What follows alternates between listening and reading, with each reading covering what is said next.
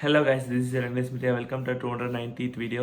இந்த வீடியோ நம்ம என்ன பார்க்க போறோம்னா, திருக்குறள் இருக்கிற அதிகாரம் நம்பர் 29, கல்லாமையில் இருக்கிற குறள் நம்பர் 10 பார்க்க போகிறோம். குறள்: கல்வார்க்கு தள்ளும் உயர்நிலை, கல்லார்க்கு தள்ளாது புத்தே உலகு. இதோட பொருள் என்னென்னா, களவு செய்கிறாங்கள, களவு மீன்ஸ் திருட்டுத்தனம். அப்படி செய்கிறவங்களோட உடம்பு இருக்குல்ல, அதை அதில் இந்த அவங்களோட உடம்புல உயிர் இருக்கிறதுக்கு அந்த காலமே ஹெல்ப் பண்ணாது.